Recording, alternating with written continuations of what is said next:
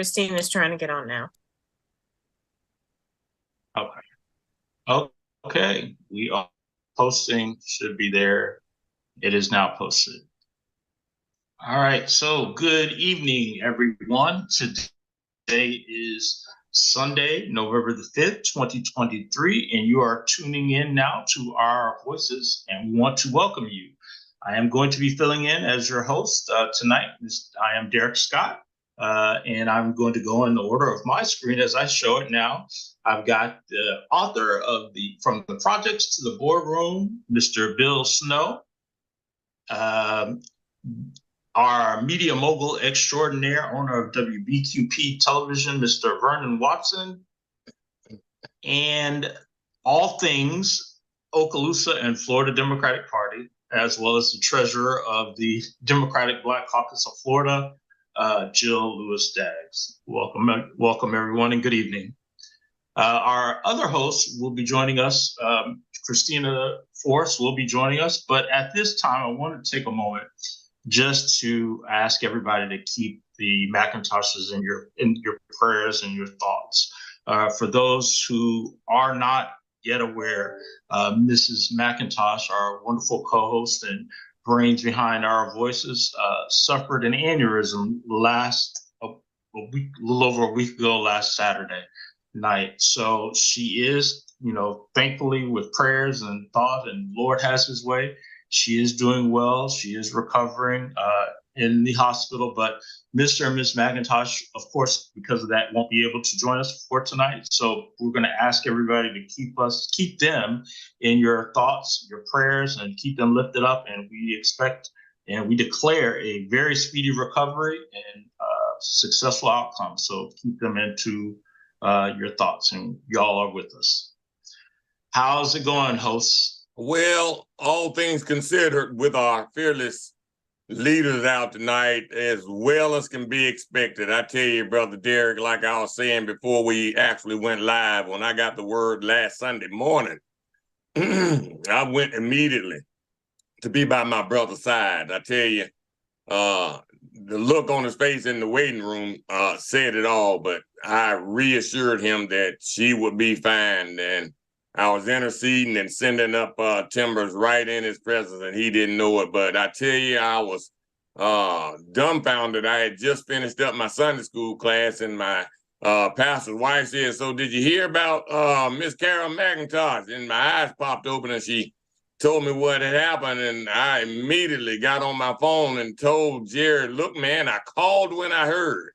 And he didn't know that I was en route, but I had to get there to be with him and to just let him know that, hey, man, everything's going to work out fine. But I tell you, it's just fortunate the way it happened, because as he shared with me then, that when he went to the meeting that night, she was going to stay home, but decided that she would drive on down. And man, boy, I'm so glad the good Lord touched her heart to make her drive on down. Because we know that aneurysms are nothing to be playing around with. And I was there when the 4-hour surgery on Sunday morning when the doctor called him and gave him the update. And I told him that I was going to continue to be prayerful, and I was this week. But I'm just believing that everything's going to work out fine. Now, I must say, y'all, I met the McIntoshes 7 years ago on my book tour, and when I went and was on the first show that I appeared on, Miss Carol McIntosh was the one that said, "Hey man, we love your energy. Won't you come and co-host with us?" And I've been doing it ever since. But I'm not gonna take up much of your time. But I was saying that I didn't realize just how much I loved the McIntoshes until last week when I got that news. My heart shook. Yeah, it is. It was a tough one. I'm going to go to Jill. How are you, Jill? I am doing okay. I, like Bill, I think you just love Carol and Jerry just because. So I can't say I didn't know how much I love them, but the shock of it, you just expect some people, everybody has a beginning and an end, but some people you just expect to be here forever. And that was it literally made you just wake up and say, wow, and pray immediately. It wasn't what, not even what can I do, but I got to pray right now. And God, if it be your will, it's not time yet. It was those words, like, if it be your will, but it's not time yet. Please, Lord, those words. So thankful, grateful that God is seeing our prayers answered, and he's not done with her yet. And there's so much more in store for all of us. And she's going to be back with us and fighting. And we're just thankful and grateful. And we love you both. And we're praying for you. And just, we miss you. Yeah. Mr. Vernon, how are you, sir? Like most of you, I was shocked when I heard about Carol, but I think everything's going well, and everything is very hopeful. And I know Carol, she's a strong woman. She'll pull through it, no problem at all. And we spoke to him this afternoon just before we got on the show, so I know she's doing well. She got some other challenges and surgery to go through, but I heard in the background, so she's good. Good. Miss Christina Forrest, the president, or the first vice president, excuse me, of the Democratic Black Caucus of Florida, the president of the Santa Rosa County Democratic Black Caucus, DWC member and extraordinaire and just faithful member of the Democratic Party. How are you this evening? I'm well. I'm honored to be on here and be part of this team, and I just wanted to send my love to Carol and Jerry as well, and just let them know that I wish I had better words. Just that we care, just that they have been on our minds, in our hearts, every single day. There's not a day that's passed since we heard the news that we haven't wondered how they're doing, how they're getting by, and also let them know that we're here for them. If there's anything at all, no matter how big or small, whether it's door dashing a meal or just showing up and sitting, whatever they need, just that we're here. Absolutely, yeah. Like the rest of you guys, I've known them. I became familiar and acquainted with both Mr. and Mrs. McIntosh in 1993, where I was still in high school, at Pensacola High School in the IB program, and they at that time had their Saturday community school, which you've heard us talk about quite extensively, on the show, and that was my first introduction to them, and we became buddies after that. From that point, Mr. McIntosh had a photography and videography business. I used to go with him to his weddings as they were contracted out, just helping videotaping. And I'm like, wow, they trust me to do this stuff, knowing I didn't have a clue what I was doing. But it's okay.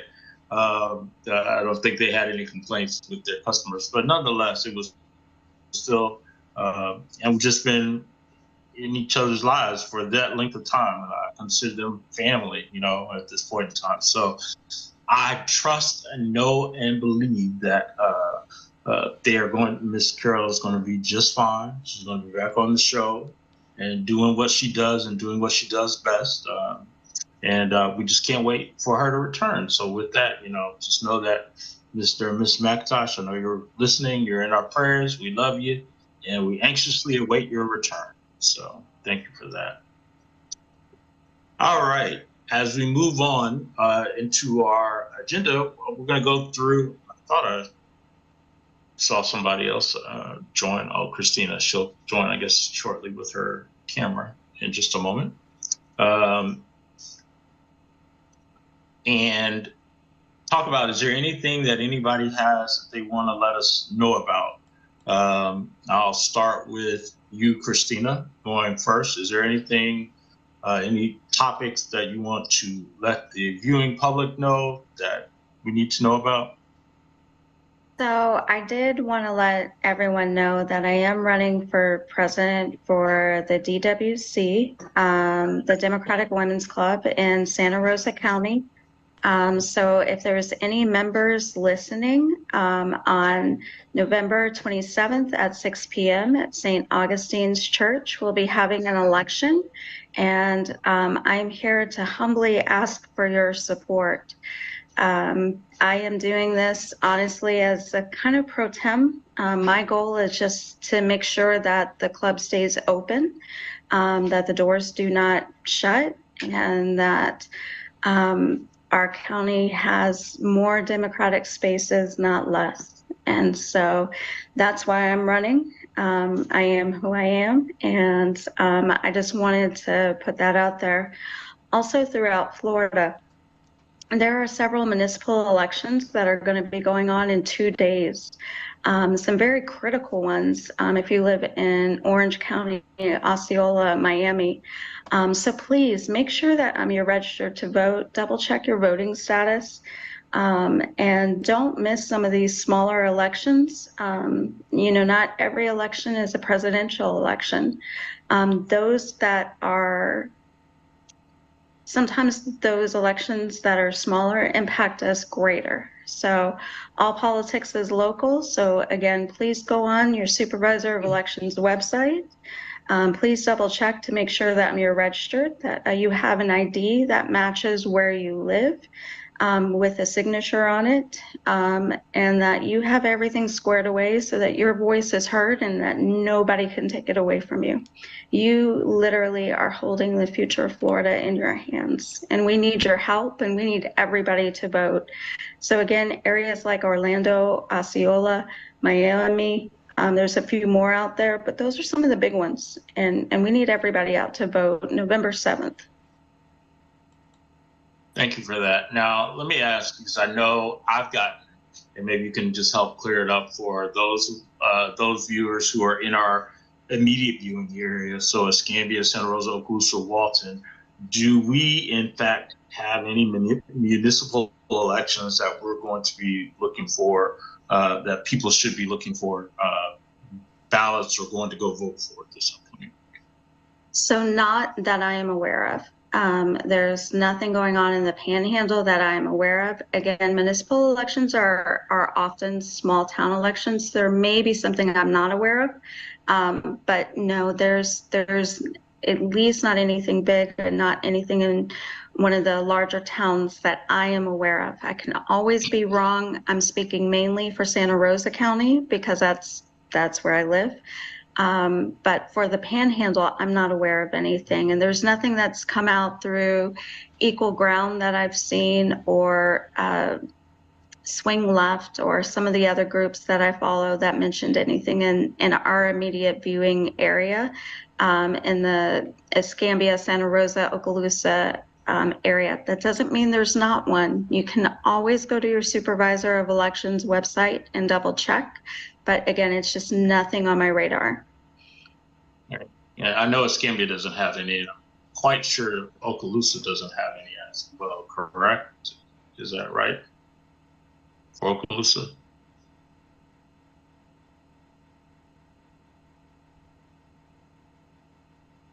I don't think she heard you, man. Yeah. I didn't hear you. I said, is that correct? Okaloosa doesn't have. Yeah, we don't have any either. I'm sorry. We don't have any either. Okay, wonderful. Thank you. So we'll keep that for that. Thank you for that. Thank you for sharing, Christina. Mr. Bill, do you have anything top ahead that you want to share that we need to bring some enlightenment to? Yes, I'm glad you asked. I want to point to the ongoing war in Sudan that isn't getting any attention from the major media outlets, nor the minor ones either. So to our viewing audience that are sending up prayers for Israel and Palestine and Gaza, please continue to do that.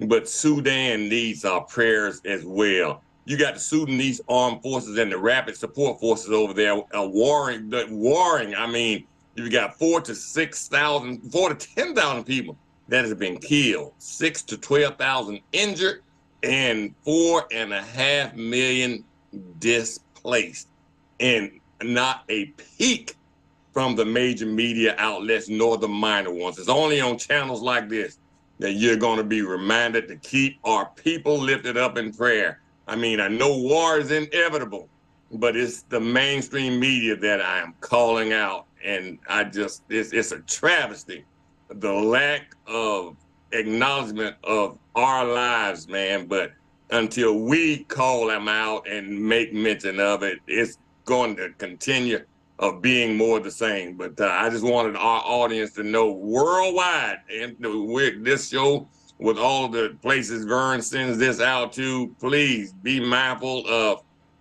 praying for the Sudanese people and that civil thing that's going on over there. Yeah, you're absolutely right. I don't know that I've captured any, to your point, any major news outlet, minor news outlet, any news outlet whatsoever that has reported anything in terms of the current state of Sudan and what's happening there. So that's good. I'm glad you brought that to light. RPN is the only one on public radio, which is all I listen to. They've made mention of it, and that made me started being aware of it and following and see what's going on for the past 3 months. Wow. Thank you for that. Miss Jill Lewis-Daggs, do you have anything that you want to share? So I'm going to go, since Christina did politics and Bill did humanitarian, I'm going to do health and kind of reach out and say, COVID is still here. RSV is here. Pneumonia is here. Shingles is here. It's all here. I made a decision. I was kind of forced to make a decision. But I made a decision, and on Tuesday, I got my COVID shot. And on Wednesday, I got my flu and pneumonia shot in my other arm. So I got 3 shots within 24 hours and didn't have more than the normal reaction that I have from just one of them. So I'm not telling anybody that, look at Derek's face. You don't have to go do that. They suggest that you get all the shots that you can get done in the time frame that is best for you, because you want to be protected. For me, because my immune system is the way it is, it was best for me to get them done as close together as possible. But I also didn't go out and get shingles and RSV. I didn't do them all. I just did the ones that I thought I needed to do. I'll go back, wait 2 weeks and get some more done. But I think that we just need to understand that COVID's here to stay. It's not going away. And it's important that you order your free tests that they're giving while they're still giving them. Remember what state we live in. Remember who our governor is. Remember who is in leadership, and that they are not necessarily looking out to protect you. Remember that a mask still can stop some of the virus. And remember that vaccination, although it does not stop you from getting any of the viruses, it does cut down on the symptoms and the time frame that you could have it, and can keep you alive and out of the hospital. So for me, I will just share with you that it is important that you do everything that you can to stay safe. And I would strongly suggest check with your healthcare provider. You can go to Walgreens, CVS, Walmart, they're everywhere. The tests are free. You don't have to have your card anymore. There was a system that was down, and I thought that was interesting because the system was down, so my insurance didn't go through. That's why I had to go back twice.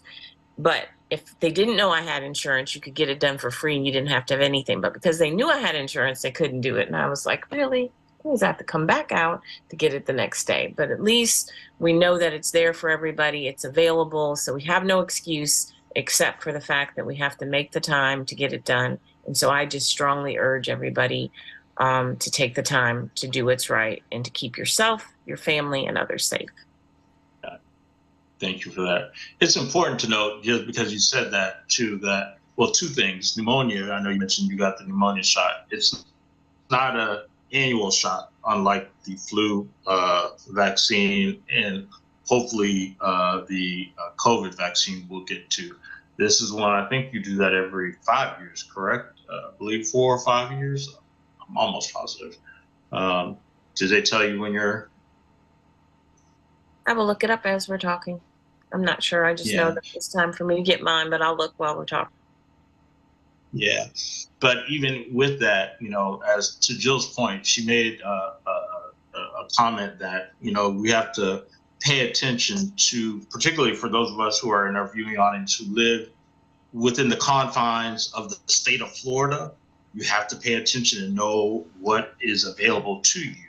And unlike before, where you could go to the health department and up through, I would even say the beginning of this year, you could go to the health department and get your COVID-19 booster vaccination within any health departments in the state. That is no longer made available to you. And you can thank the leadership of Governor Ron DeSantis for that move. He didn't want this latest. His quote was, I don't want Floridians to be lab rats or being tested. And again, we've talked about this in the past, but I want to make sure that we reiterate that the COVID-19 vaccination is absolutely safe.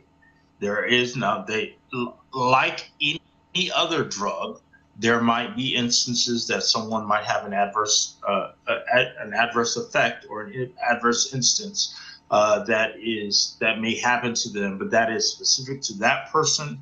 That is not the overall norm. As Jill said, she had not only her COVID shot, but she had her flu and pneumonia all within a 24-hour window and had very mild side effects, not atypical to what you would see for those who've had their COVID-19 vaccinations. So again, we want to reiterate the importance of staying safe. Staying safe means if you have not received your COVID-19 vaccination, please do so. If you are late on your boosters, and by late, meaning that you have had more than 2 shots, but your last shot has been more than 4 to 6 months in the past, it is time for you to update to get your COVID shot. There are pharmacies, Walgreens, Walmart, CVS, several pharmacies throughout the Panhandle, as well as chain stores that have the vaccination available for you. It's just going to be up to you to make that appointment to get it. Jill, I saw you on mute. Yeah. I would just want to, so pneumonia is, you get 2 shots 1 year apart if you're 65 or older and immune compromised, and you can get, and if you got it before you were 65, you need to get 1 more. Okay. Thank you for that. So we are going to move on. Mr. Vernon, do you have anything for us? I got a couple things, Derek. So Okay. I just want to remind everybody this weekend we are the Gulf Coast Veteran Advocacy Council is hosting the Veterans Day Parade downtown. So you're invited to go downtown to view it live, or if not, of course, we are going to be covering it on television. I'm going to cover it on WBQP TV and Blab TV as well. If you missed an opportunity to see yourself while you're in the parade, we're going to play it again Saturday night on Blab TV as well, so you can get a chance to see that. And I invite everybody to participate with that. And the important thing I want folks to know about that is that everything I think significant that happens with the veterans organization, with the veterans around here, the Gulf Coast Veteran Advocacy Council, which is a black organization, make it happen. We bring the parade, we bring the stand down, we bring the memorial service at Parancas and everything. So I want folks to understand that under guidance and the leadership of Joe Herron. The second thing is that it is time to register now for the MLK parade, and I want to encourage everybody right now to start registering. And the thing that we want folks to understand, it's a lot of cost involved in putting on parade. Last year was the first time we were back since the pandemic, but it takes money to put on the parades, and registration. The money that you pay for your registration is the money that is paid for that pays for the parade. And I know us, we like to wait to the last minute or the last week to register. But if you can and if you will, go ahead and register early now. Just get a hold of anybody in the parade or call me or anybody and get registered early so that we can kind of manage the parade and we can have a better um, outlook and concept and money to put on the parade.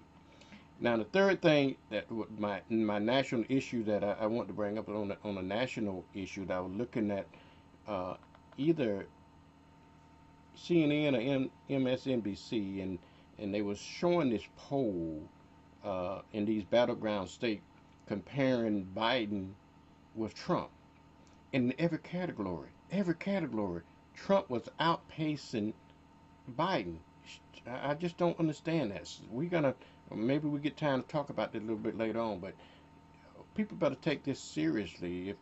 We can't survive another Trump administration, okay? And I'm so afraid that these folks are dumb enough to vote him back in. But that's all I have. CNN misled us on Hillary, thinking Hillary was going to tear that thing up. So those polls don't vote in the battleground states. Vern, I don't know that I necessarily buy it, but it is. I agree with you, psychological. And if you tell people enough something enough times, people do buy in. So it goes back to what you always say: we've got to start messaging and getting our viewpoints out there and let the people know. But I don't necessarily buy that he's actually doing better. So I But you bump know CNN but the danger that the danger in it that I see, Bill, is the fact that people believe that stuff and they I give agree. up, and they say, "What's the point in going for? What's the point of me going to vote?" Okay, I agree so wholeheartedly. we don't want folks to just give up and not vote. You're gonna have to go to the polls. Absolutely. Well, and I saw two things. I saw the poll, and it was four main states. I know it was Michigan, Nevada, and there was two other ones. But then I also saw a video, African Americans speaking, that said, "I'm a Democrat, but should I be?" And they talked from their heart and said, you show up, but do you really care? You ask for our vote, but are you fighting for us? And they did some interviews with African Americans and asked them, if you had a choice right now between Biden and Trump, who would you vote for? Some of them said, that's a hard question. I was shocked. Me too. Some of them said, friends of mine said they wouldn't vote. And then one lady said, and I wrote it down, I thought this was important. She said, we've had to change how we talk to people. And what we've had to say is, who would you rather negotiate with? Because everything else is not working. And that they'd rather negotiate, because you can actually negotiate with Biden, because there's no negotiating with Trump. So whether you want to believe the polls or not, there is a definite cry for help. There is a definite, I don't know what it is, Vernon, Bill, I don't know what to tell you, but there is a momentum on his side. I don't even know why. I don't understand it. Because he's in the news every single day. Chris Christie, who said, how do you believe these lies? Like he himself, he's a Republican, and he's asking them, why are you believing the lies? Because they believe the lies. They are okay with this man who should be possibly somewhere else and not, who is definitely a criminal criminal activity. I don't know that they and they are okay with the fact that he could be president. And they understand, I believe, that there is some absolute good that Biden's doing, but they also said that yes, we see the good that he's doing, but it's not reaching us here. You're not touching me in where I need it. So you came to my house, you knocked on my door, and you said you're going to do this, but I don't have student loan forgiveness. I didn't have a student loan, so you didn't help me with that. I'm still unemployed, so you didn't help me with that. And my insurance is still high. My light bill's still high. This is still, I'm not seeing the benefits that are definitely out there. So they have twisted it to a different conversation, which is, but if you needed something, if you wanted something, if we needed to grow, if we needed to build, if you needed to live, if you needed to trust, wouldn't you want that negotiation to be with somebody who would at least listen? Yeah, I would agree with you on that. There are a couple of things that, you said. With respect to what you said, Mr. Vernon, regarding the polls, I tend to believe, I know, Mr. Bill, you tend to say that they might be misleading us. This one, I'm not so sure about. I think there's a lot more truth in this poll than we would see in traditional polls. And what I say that because it's a nuanced rationale for why people are supporting Trump. Number one, they're mad that he was a one-term president, right? So they want their lick back. That's the best way that I can say it. Number two, all of the very, what's the word that I'm looking for? Appropriate trials that are going on with respect to his criminal trial in Georgia, the fraud trial that's in California, and the one that will be starting up in DC. Although we understand that they are following the law, and he should be held accountable for those the lies and the fraud that he tried to perpetuate onto the American people. People who are lost in the sauce seem to think of it as, oh, they're out to get it. So they are doubling down on the crazy. And so by any means necessary, they are going to make sure that they get their person in office. What that looks like is this to me, I call it a mass mobilization of stupidity. Like you're believing all of this stuff that anybody else, if you take out Donald Trump and you take out the Packers and you put it on anybody else, looking at it as a case study, you would say, okay, this is crazy. But with respect to Donald Trump, all of a sudden it becomes very logical and very sane to them for some reason. So I think we do have an uphill battle. And to Jill's point with regarding how Democrats, we've said this time and time again, as a chair of the Escambia Democratic Party, and those of us who are involved intricately, we all know and we admit we have a very difficult time with messaging. We are a big tent party trying to message a lot to a lot of people. And so we don't do a great job of honing in on what that message is. And sometimes I think we just say, okay, never mind. We're going to stand on what we think people know about us instead of what we actually know about it. And so we've got some ground to cover. Yes, sir. Well, I think that we have to revert back to what Jerry always say. It depends on who you're polling. Now we know the far right who they poll. And now we have to understand that CNN is under new ownership and management, and they are moving toward that middle ground, man. This isn't the CNN our parents knew, man. I promise you, it depends on the people being polled. Now, I understand your sentiments. I do, Jill, I do. I get it.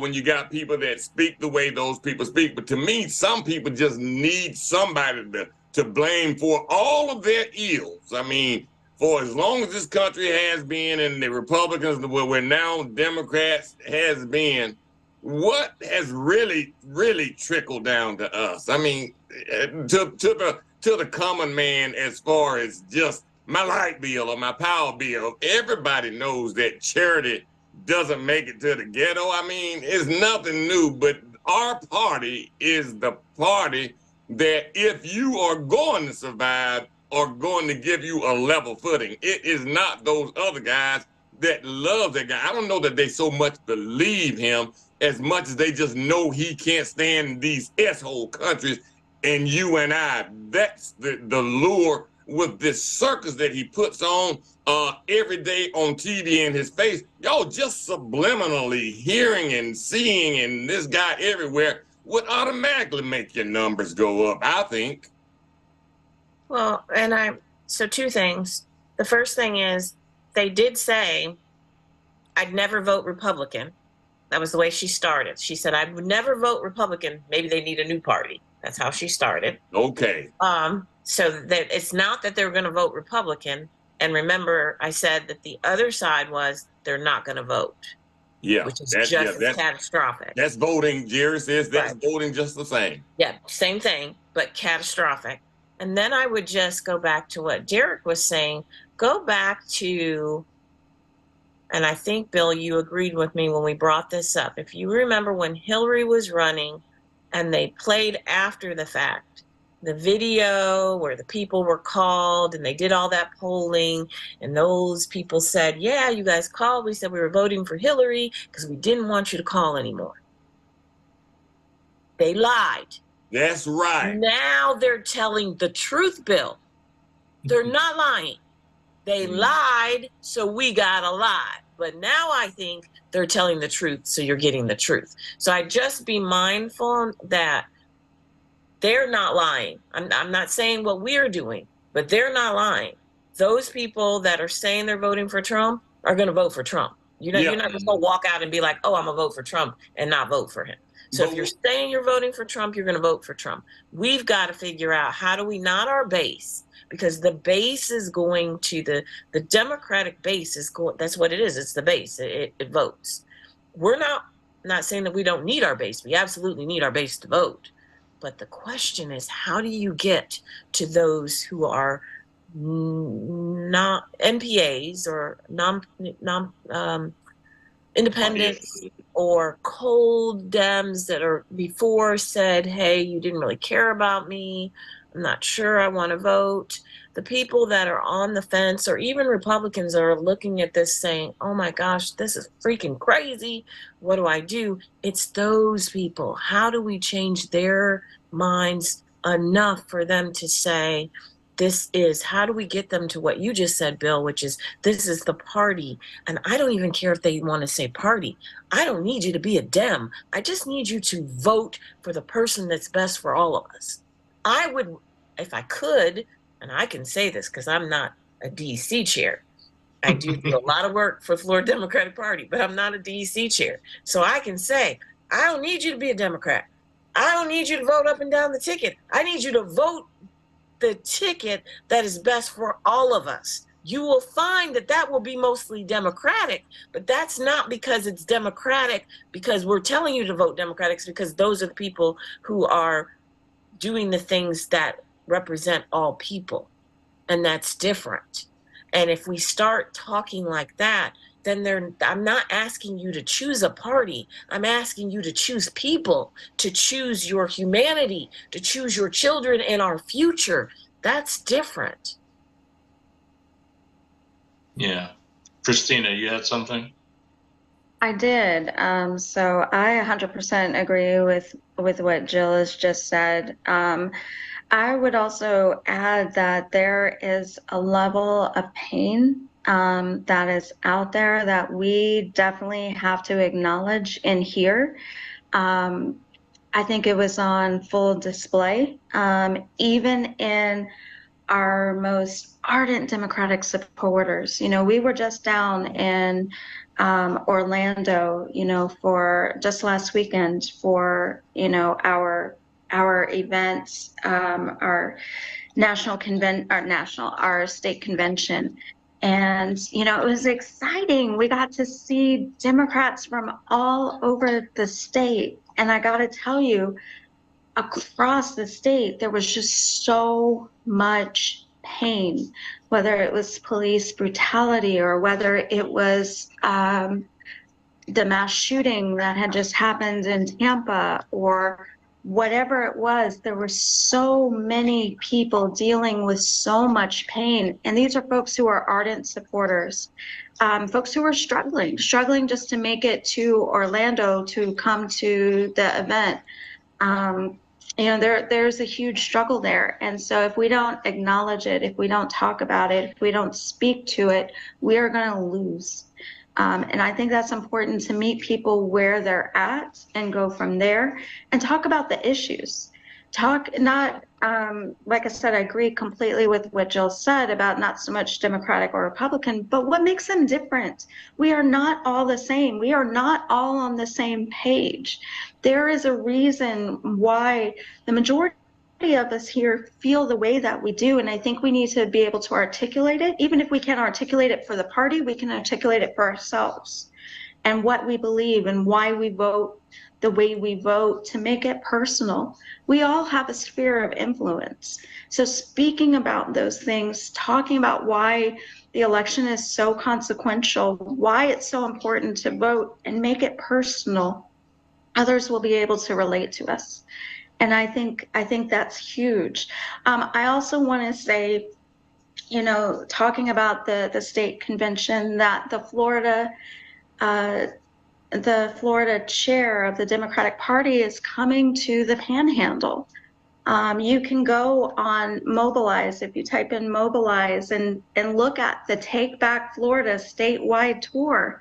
You know, she's going to be coming to Santa Rosa County. She's going to be coming to Escambia County. So I know for, if you would like to see her sometime during the day, you can go on, you can register, and she'll be in the area on Monday, November 13th from 11 to 12:30. She's going to be talking about her plan to take back Florida. It's a great opportunity for folks who have never had that kind of interaction. You know, that's going to be awesome. And I believe she's coming, Derek, to Escambia County as well in the evening. Is that right? Yeah. We'll cover it. We'll do a wrap up of the Take Back tour as we get ready to close, so everybody can do it. But yeah, she will be here on the 13th at 5 o'clock for Escambia County. You're absolutely correct. Got you. So I didn't mean to go ahead. Sorry. No, you're good. You're good. But and what I'm saying is, our chair of the Florida Democratic Party is doing something new, and she wants to be here for every single person.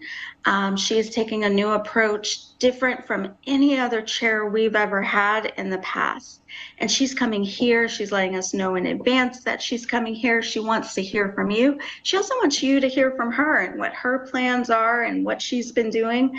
So again, that's Nikki Fried. She's the chair of the Democratic Party, going to be coming out. And we're starting something. We're starting something different. We're not playing by the same old rule book. And I'm grateful for her leadership. Yeah. Thank you. Yeah, I mean, I would agree. Something that, you know, Jill talked about or just a bit ago about leveraging our base. You know, I think while we're here, and Jill commented to it, and just want to expound. So I won't say it's true across the entire state or across the Democratic Party, but I will say it's been my experience here in the Panhandle, but specifically I'm going to speak about my experience in Escambia County. That we have tended to depend and target in all of our efforts are centered around what we use this term affectionately known as hot Democrats, hot Dems. Hot Dems are people that go out and always vote. So whether it's a primary, whether it's a presidential primary, whether it's a general, they know what the issues are, who's on the ballot. They already know what they're voting for. You don't have to do anything to get them out to vote. What has perplexed me is the fact that we continue to target those people. You know, it has been, and I'm not saying, to Jill's point, I'm not saying that we don't need to pay any attention to them whatsoever. That's not what I'm saying. But if you put this in a pie chart, I would say 85% of our efforts are targeted to those people, and getting those folks out to vote. Well, we already know we're going to get those folks out to vote because they, statistics and history shows that they go out to vote. But what about the lukewarm?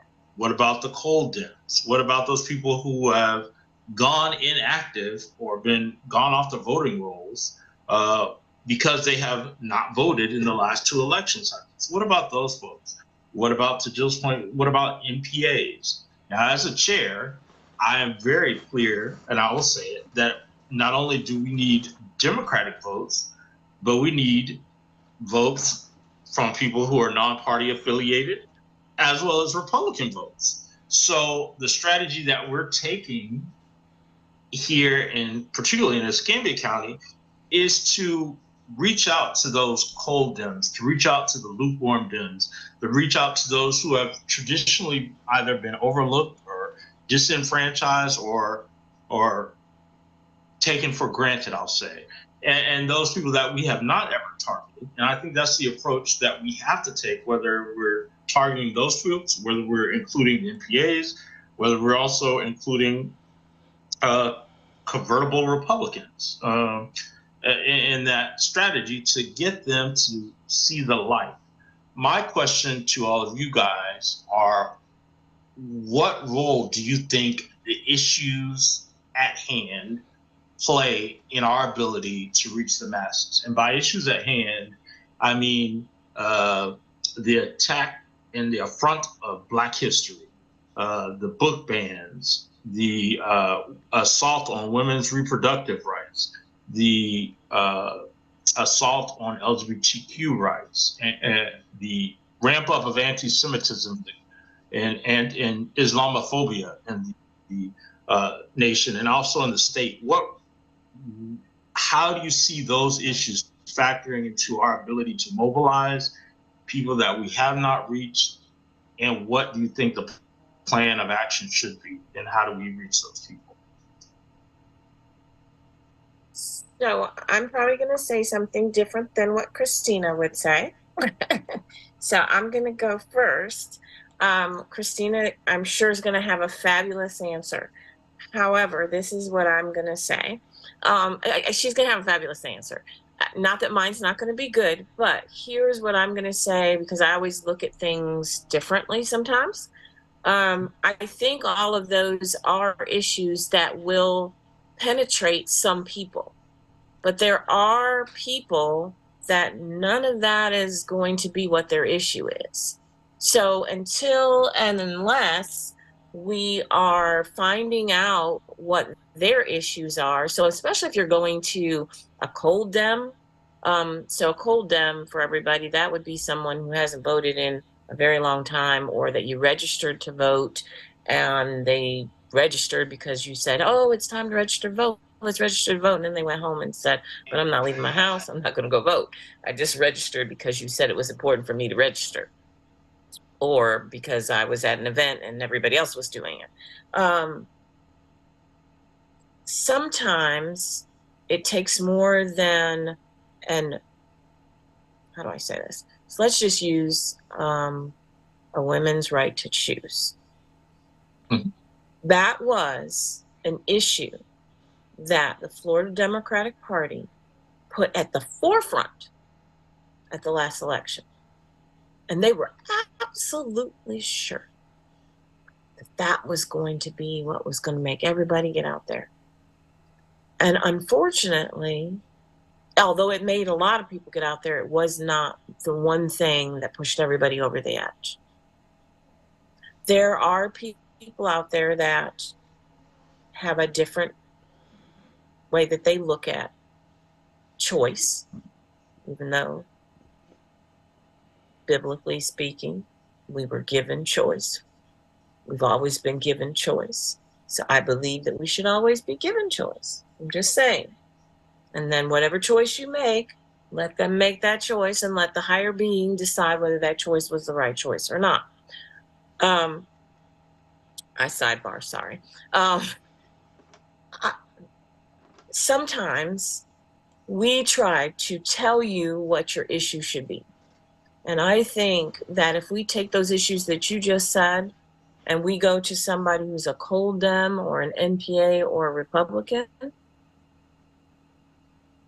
you're going to immediately get your door slammed. Immediately. Because you've said the trigger word instead of, hey, I'm here. I'm your neighbor next door, and I just was wondering what issues are bothering you, or what thing is that, what's your number one hot thing that if you could change one thing, what would it be?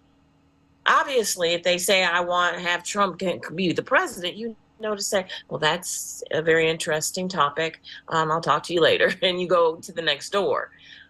Because if you start with, I think we should do choice, or I think that, don't you think the book ban is terrible, or don't you think this, and they don't think it, the door is closed. You don't get another opportunity. You get one chance. So for me, I don't know. I think those issues can be helpful after you open the door for them to share with you first what their issues are. And then as they're telling you, you can say, well, what do you think about this? What do you think about this? But I don't know that those issues, if we're thinking, oh, we've got all these hot tickets, we can just tell them what it's going to be, then I think we get into the mistake that we make with our young people when we're telling them, and they're telling us back, that's not what's important to me. And until we realize, I think we're just in a different, the world is just freaking different.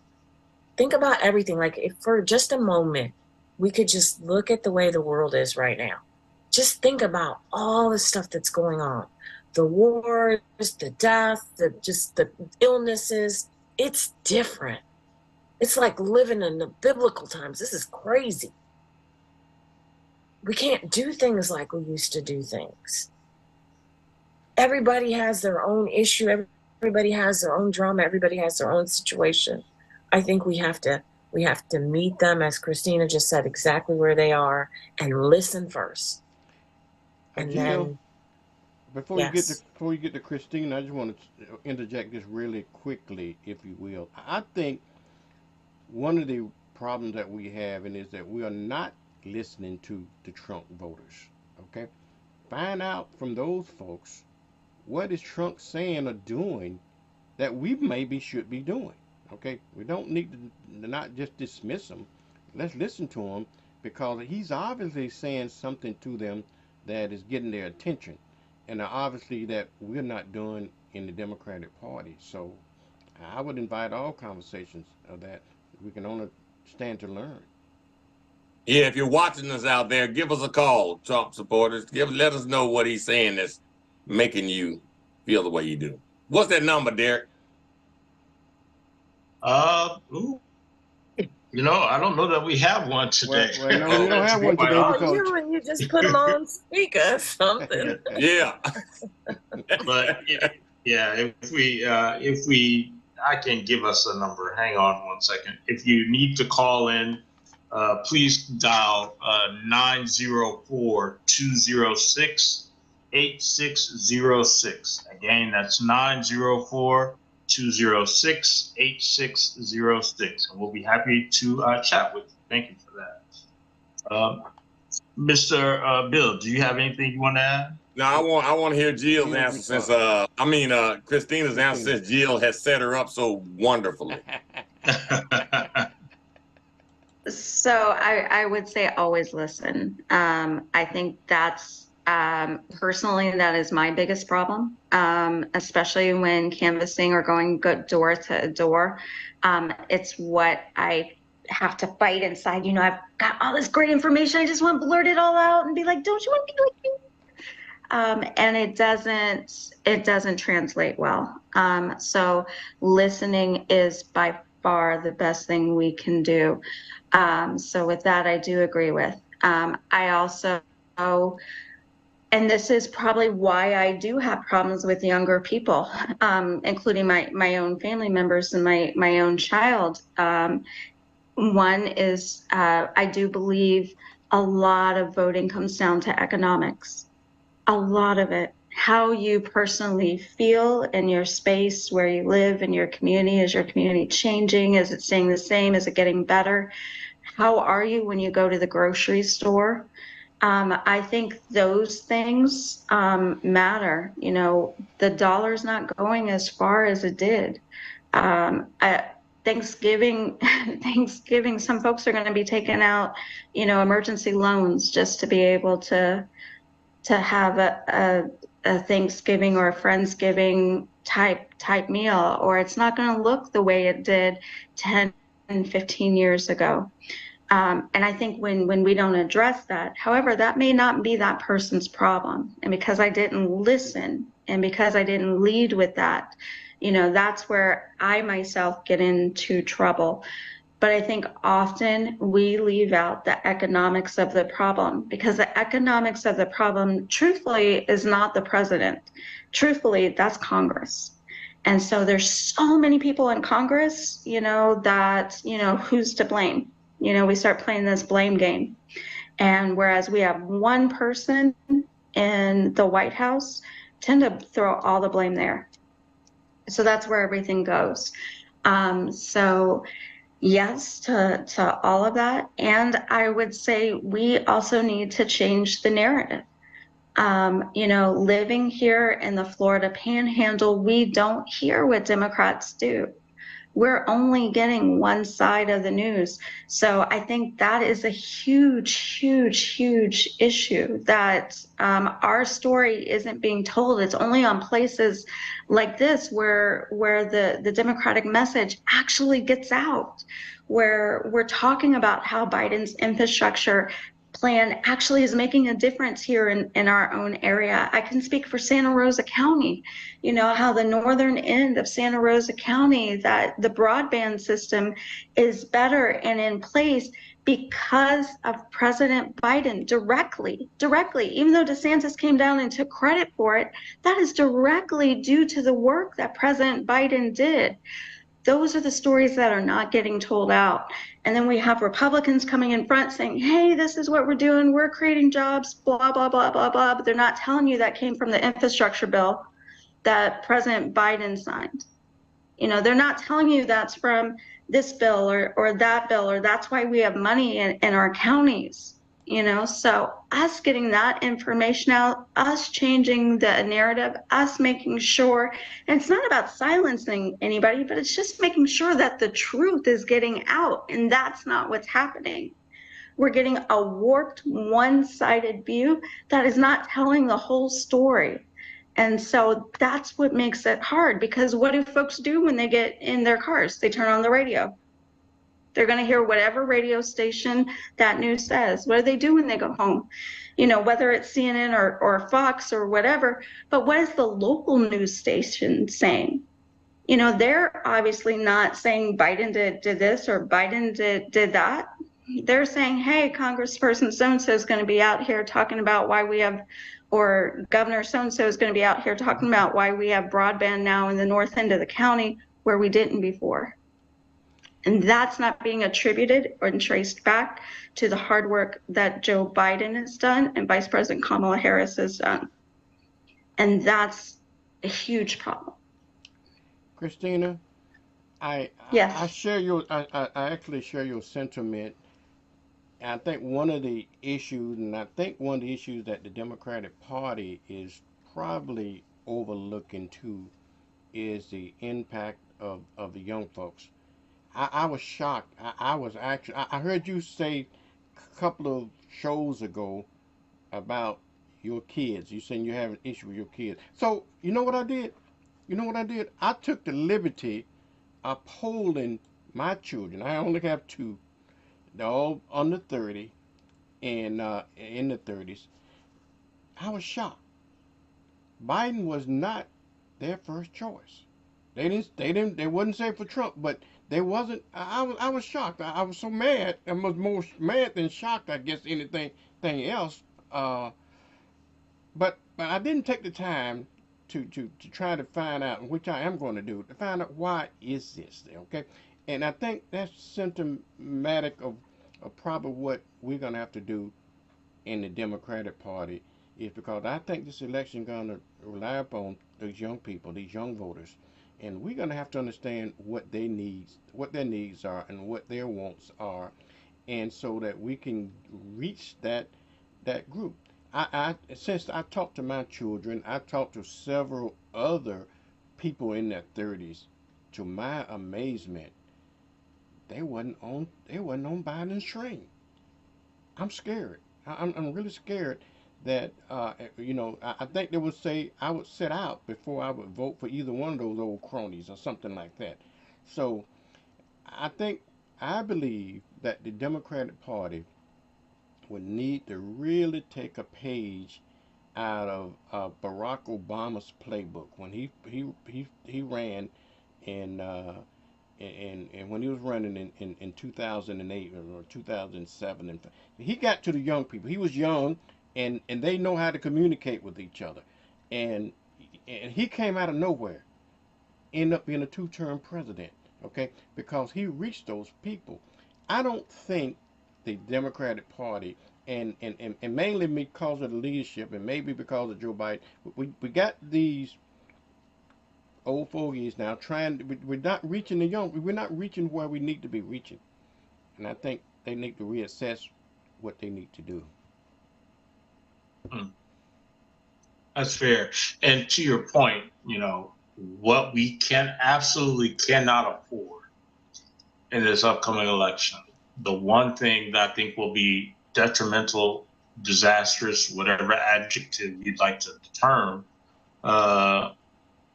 is to have people sit out, to say, I don't like either one of them, so I'm just not going to vote. Right. Because what we now know is that sitting out is a vote for the equates a vote for Trump. Right. That's where we are at this point in time. So to your point, we've got to figure out, for those people who aren't on the Biden bandwagon, why not? And how can we get you to move to the point, to Jill said, you may not necessarily need to be on, I won't say that. You may not, even if you aren't on the Democratic train, can you get on the train of who you want to negotiate? That's where we absolutely need to that point. So you reached a good point with that. So I agree. Do you think, Derek,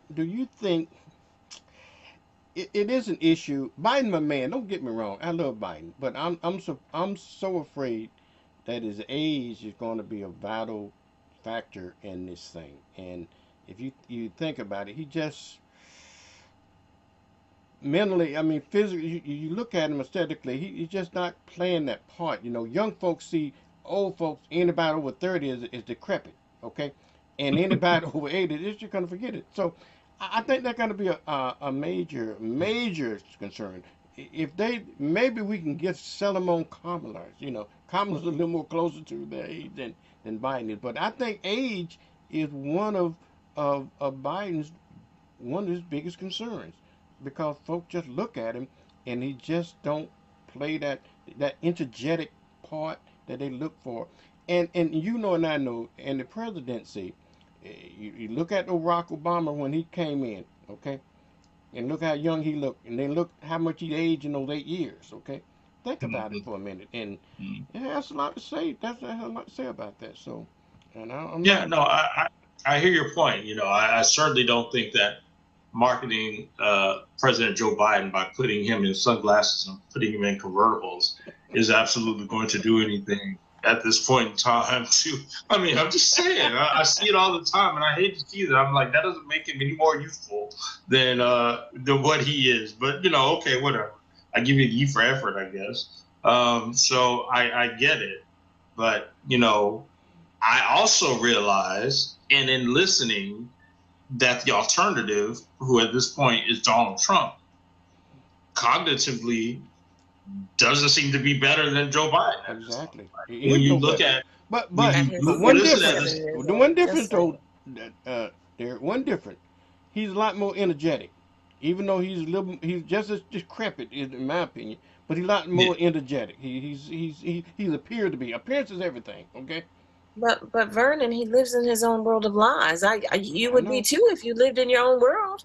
I mean, if you had your own Disney World in your own life, you would be happy and go and be energetic too. But In his own the world, problem he is, can do anything. He can probably fly. I believe I can fly. I bet you he believes he can fly. but the problem is, Jill, he dragging these other people into his world. That's the The problem problem. is what? He dragging those folks into his world, in his fantasy world. I don't think he's dragging anybody. I think they're choosing to go like of their own They are accord. buying a ticket, Vernon. They're like, you know, and I'm just gonna say this, sorry to say it, but it is not true. Any fool that says, that says that that Trump bucks are available and this is gonna be the new currency, and goes and spends their money and says, I'm gonna buy me some Trump bucks to use, and they're like shocked, like, what you mean I can't put this in the bank? Well, you know what? I don't know what to say. And that, you know, I think, I don't even think that's an older thing. I think that's just, it's ludicrous and idiotic. And you know that the U.S. dollar is our national currency, but yet you went out and bought Trump bucks to go think that somehow it's going to magically replace the dollar. You sound crazy. But okay, I mean, I might even be able to say, okay, you might be equating it to crypto or what's that other thing, the Bitcoin. Bitcoins. You might be thinking, oh, this might be the new thing of the. But no, I can't even give you that. So it's like, what? My thing, Derek, is not okay. Let's get past the fact that they were stupid.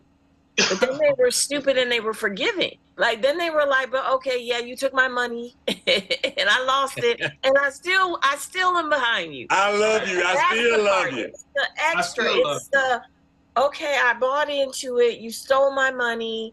You did all this stuff, but I'm still gonna vote for you. It's that. But the thing that y'all failing to understand is that Trump are telling people what they want to hear, and that's what they want to hear. And they hoping that he can make that stuff real for them. That's the problem. I think that it is. That it's a little bit more, Vern. It's charisma, man. That guy, man. Anybody that says this, I don't want to call them idiots, but this is my guy, man. To me, after just watching this guy, all I can do is throw my hands up. This is my guy. He would go down as I won't even call them idiots, because I know some very smart, intelligent people that I went to the University of Florida with, people that I went to Columbia with, people I graduated from IU with, that somehow have bought into this. And I can't, they're not idiots. Right. I don't know what the proper adjective or it would be worse than idiot. I don't know what it is, because I can't even say it's what they want to believe, because I know that you know better. I literally know that you know better. I know that you know better. You're never going to convince me that you have abandoned all form of rational thought and bought into this lunacy that is this Trump narrative. Like, I can't believe that. I can't believe that. It's a thin line between genius and crazy, brother. But you can also, idiot can be a foolish person. It doesn't have to be a non-educated person. It can be a foolish person. That's what Webster's dictionary says. And so I would go on the foolish side than the non-educated side. Thank you. That is foolishness. And the Bible says people will be foolish, and that is foolishness. That is foolishness. This is my guy. Man, that's foolish. So I take a little bit different take on that. So Derek, for your friends who graduated from Columbia and Ivy League, are they making more than 6 figures for their family? Are there somebody who's going to be taxed at a higher rate? There are a lot of other reasons, and it's not just the guy's crazy. They just may be looking at their own checkbook. And they're not paying the same rate as what the average person makes. But, and I would agree with you.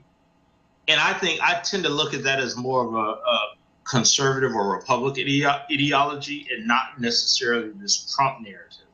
I'm talking about the points that I see people, I've defriended people recently as saying, oh, maybe we should explore, was there truly a benefit to slavery? Now, wait a minute. Now, because, and maybe it's my ego, because admitting that they are entertaining or this stuff that they have bought into it, then says that I'm a horrible judge of character, because after 45 years of being on this earth, that I can't determine or be able to delineate someone to have the gene that stupidity or ludicrousy or idiocracy is evolved from. Like, you know, you have fooled me for the better half of my life. And, you know, maybe that's what I'm choosing to hold hope into. I don't know. I'm willing to admit that. I don't know what it is. Now, I agree with you, Christina. Some people vote for what's best for their family, and the core of their family is finance. I get that. But that's not what they're advocating. They're espousing the crazy. They're espousing vitriol. And I'd rather you say I vote for him because of my pocket. Okay, fine, cool, whatever. That's fine. But that's not what you're presenting. You know? You can say what you like, though, Derek.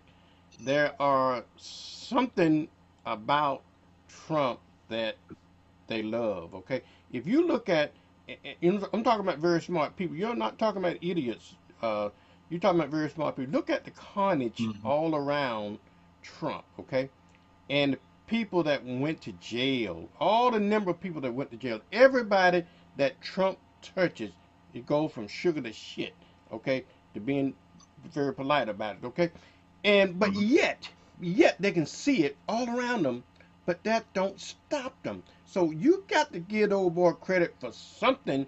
He's doing something that they like or they won't. And that's what the Democratic Party gonna have to get on board with.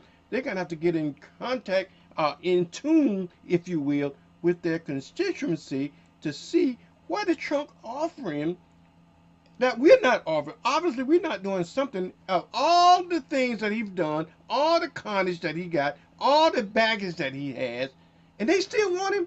And man, got something they want. Help me out. When you speak from a financial point of view and those folks being intelligent and successful, you're talking about 3 to 10 to possibly 12% of the people. You got this other 23 to 30% of people that are so much worse off, Vern, that it just, I mean, people that have college degrees make 30, 40K a year, but are still in after this guy, man. So, but Bill, you got to understand. You got to understand that we talk about people and sheeples. Okay, people like to follow the flock.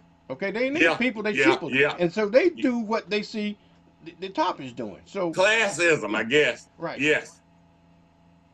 So going back to the age factor, though, Vernon, that you brought up, I want to say Trump is around 77, Biden is around 80. Yeah. So I really don't think it's necessarily age. I mean, Derek, you were at the Congressional Black Caucus event. How many people was Representative Maxine Waters there? Yes.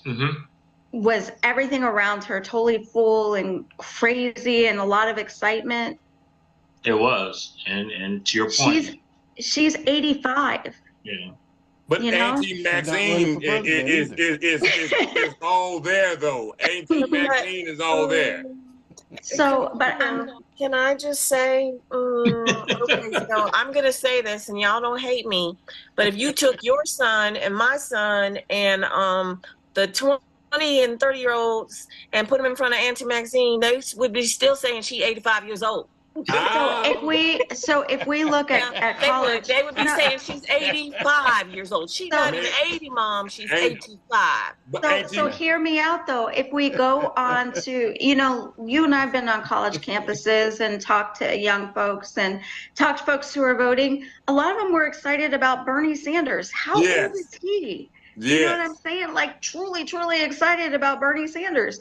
And I mean, he's how, I mean, he's older than both of them. He's like 82, if I'm not mistaken, and I could be wrong, so don't come at me. Vernon's right. It's that Biden is just doesn't, he needs to get in, he needs more than the shades in the car light. It's cognitive. It's cognitive. He needs It's something cognitive. else. It's cognitive. Biden's move is cognitive, the way he moves. But Auntie Maxine is sharp, y'all. Don't be fooled. Feinstein voted in the morning and died that night. That's a whole different ball game. But Auntie Maxine, man, is sharp and calling them out. And I'm not saying she's not, but Bill, you're in your feelings. I'm telling you that if Christina's son and my daughter was there, they would be like, she's 85. Right. But that's Auntie the part gonna get them. Tell the truth. I don't know. Jill, I agree with you. I agree with you wholeheartedly, Jill. Yeah, I'm talking truth because I know what our kids would say. We can't project onto them what we know that they should be saying. And I'm not saying they would be disrespectful. They just would be like, Auntie Maxine look good too. And maybe that's part of the problem, y'all. Maybe the Democratic Party don't want to face up to the reality of it. Age is a problem. Whether y'all deny it or not, his age is a significant problem. How to get around it is going to be the challenge. I agree. His is, but not Ms. Waters. She ain't running for president. I know. She ain't running for president, so it don't matter. You're going to have to let her go. That's my girl Let her there. go, Bill. Let her go, Bill. That's my We need girl her to there. go everywhere with Biden so that it won't matter. That's what we need to do. Mr. Bill, I don't know that I agree that his issue is cognitive. I think he is very, he being President Biden is very even-tempered and even-keel, almost kind of like, you know, and I think at that age comes across as cognitively off. You know, to me, cognitively off is what's his name in the Senate. You know, something's, God bless his soul, something's missing, but we don't know what it is. What's that man's name? Mitch McConnell. You know, that to me is cognitively off. Man, also is dead. And it's also Donald Trump, where he just says random stuff that don't have anything, you know, like makes up. We all make up words. I make up Crazy. words. But like he says stuff in front of audiences that receive applause, and you be like, now what now? You know, Kofifi. Huh? Kofifi. Yeah, like right. You just like, okay, what? But people, they listen to it, they're like, you know, and I'm like, no, wait a minute, but you can't even apply, but you don't even know what the hell he just said. So what are you talking about? But the problem is, though, he's entertaining. That's what people look at. He's entertaining, and they like that, and they know he's stupid and so forth. But you compare him, I wouldn't put him up with a debate with Biden, because he eat Biden up. Okay, so you said Donald Trump would eat Biden up? Yes, he would. He didn't at the last go round. He would. He would. He won't even debate these idiotic Republicans. I'm not talking about beating him on the substance of the matter, the things that matter. I'm talking about he would just eat him up otherwise, just like he eat up those other candidates that he got. I don't think, because Trump is an entertainer, okay, and that's to his credit, and people like that. You know, he says stuff that's stupid. It sound like a joke. You sound like he's a predator, you're a comedian, and so forth. And so he's showing a lot more energy, and a lot more energetic, and a lot more entertaining than Biden. Biden seemed to be old and duddy and fuddy and all that kind of stuff. But he gets stuff done. He gets stuff done, but he's not. Remember we talked about the quiet person in the office that is really proficient, but always get looked over for promotion because they don't step up to set up for themselves. Well, this is the same way with the Biden and the Democratic Party. We get things done, but we get looked over because we're not putting the message out there. Okay, so Vernon. Yes, ma'am. Two things. We need your help. Because you have our viewing audience right now thinking that our president is old Fuddy duddy. and fuddy duddy, and I need you to change the narrative quickly. No, because that's who's running for president. Okay, but hear me, and we Jill. want him to be elected. Yeah, I know. Like I told you before, Biden is my man. I'm just telling you what I'm hearing from my younger people and for what I hear from my family, and then whether y'all want to admit it or not, you look at it, you look at him cognitively.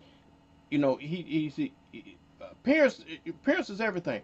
But I'm telling you what these young people think. I'm telling you what people thinking of that matters. I'm the only one for it doesn't matter. We can not talk about it if we want to, but it is. But I want everybody to vote for Biden. Biden getting things done.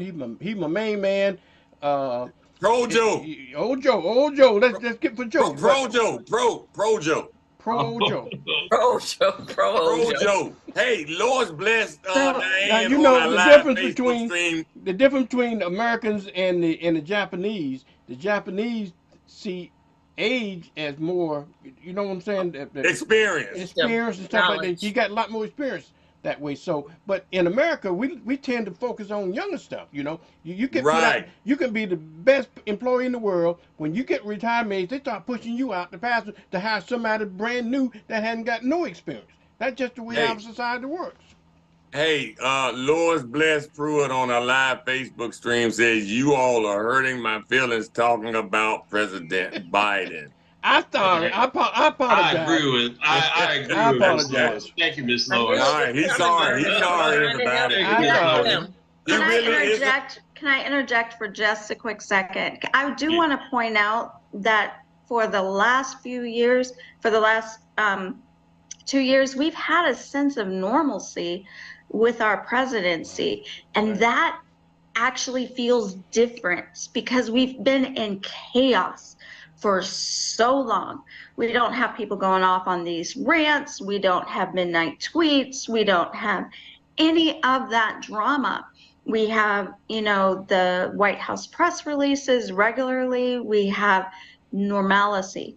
Seriously, we have normalcy. And I also want to point out that with President Biden, he still has a speech impediment. He still stutters. He's talked about that several times. You know, it's public speaking is just not his forte. His forte is getting the job done, which he's been doing and delivering on over and over and over and over again. And every single thing that he's ran on, that he's promised, he has tried to get across. We need to look at what has stopped that. What has stopped that has been the Republicans, the obstructionists. That's what has stopped any of President Biden's agenda. President Biden has done an amazing job, especially coming from where we came from. We literally had an insurrection right before, you know, he took the oath of office. An actual insurrection. And there were so many things I never thought I would see in this country. And he stepped in, and it was like the grown-ups went to work. Biden needs to cut every American a check.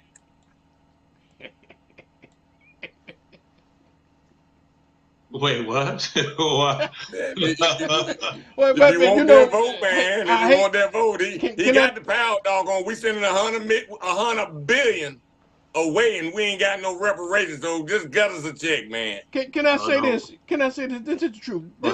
That is the exact answer that my son gave me. Okay. He said, "Well, that's how those young people feel." Yeah. He said, Trump, I got a check from Trump with his name on it." He said that to me. That's how those young people feel, y'all. I know. But see, and that's why, this is why, again, I go back to the Democrats need to do a better job at dispelling disinformation, because he, as in Trump, did not give anybody a check. That's number one. That check was the legislation and the ability to give that check was done by a Democratic Congress. It came under his administration. He just had the ability so all to sign his name on it. Under this administration, regardless of where it's gone from. You say what? Say it again. Yeah. It came out under his administration, so we need one under this administration, and he can put his name on it. And not only that, he had a note in there in this check. It was copied of Donald Trump. That's what I'm saying. Even though the Democratic Party were responsible for you getting those checks, but those people don't care about that. They can see a check that got Donald Trump's name on it, and the note on it says from Donald Trump. That's what they remembers. And you got that check because millions of people were dying. But But y'all tell us at the top of the show that they still die. Yeah. So I would say, Derek, you're right. But how do I say this? So I want to take off all my hats and just be Jill. Like, I think that we sit here and we try to say the Democratic Party needs to do this. It's going to take more than the Democratic Party. The Democratic Party can't get to everybody and tell them that check, even though it had Donald Trump's name on it, it came from whoever. Who are you going to go tell? How many people are y'all going to go tell? All of those people you're going to go tell? You're going to go tell every American that got a check, because a lot of them got a check. You're going to spend all your time trying to tell them that check that said Donald Trump really wasn't from Donald Trump? No, we're not going to waste our time and try to do that. I mean, those that ask, if they bring it up, then absolutely I would give them truth. You don't have to go out and do that. And say that we need to go back and try to tell them, because it would, to me, that's a waste of your energy and your time. Well, absolutely. That's a waste of your energy and time. It is, but it isn't, because there are a lot of particularly Black Americans or Black youth who are saying Donald Trump gave me a check. Like, that is their primary point of position. And I'm going to tell Donald Trump gave me a check. Right. So let me ask you a question. Let me just ask you a question. I'm sorry I'm interrupting, but I'm interrupting on purpose. So I am 20-year-old twins. There's me and my brother, and we're 20 years old, Jill and Jack, and we're 20 years old. And we're sitting in front of you, and we got checks, and we also got our unemployment. We made $10,000 not working during COVID. And you're going to tell us what? What are you trying to tell us? We have a check, by the way, from Trump. And what do you want to tell us? That check didn't come from Trump. He just put his name on it. But his name is on it, and. Yeah. What's Biden doing? I'm playing devil's advocate. I'm just telling you, I made $10,000 not working, and I got a check from Trump. That's right. You tell? I'm playing devil's advocate. That's right, though. You're right. That conversation to them is a wasted conversation unless I come to you and say, but I got, I understand, and I'm purposely playing devil's advocate, but because I was around many youth that were like, no, I'm not going to work because I can make more money sitting at home. And they made $10,000+ sitting at home and got a check. Well, some of them had babies, some of them 2, 3, and 4 babies, and still getting paid. Just saying. Yeah, no, but I think the same level of vigor that the right puts into spreading disinformation and propaganda about, I'll just use randomly, about the COVID vaccine, or you're going to have 3 eyes, or it's going to cause you to not have babies, or whatever the case is, the same level of vigor that the Democrats and the left need to put into the truth of where this came from. So, it doesn't have to take a point by point. I'm not saying everybody needs to sit down and get a three slide PowerPoint presentation on the facts of where the check came from. I just think the same level of, and it like everything else, and you put it on social media and it reaches enough bandwidth, it gets out. That same message that got out, the same reason why people think they got a check is because you got folks on here saying, I got a Trump check. I got a Trump check. No, you didn't get a Trump check. You got a Democratic Congress check that Trump signed because he just Nancy Pelosi. Right, like you got to your point, you got a Pelosi check. He just hijacked it and put his name on it. You wouldn't That's it. You wouldn't have to do anything except send them a check now.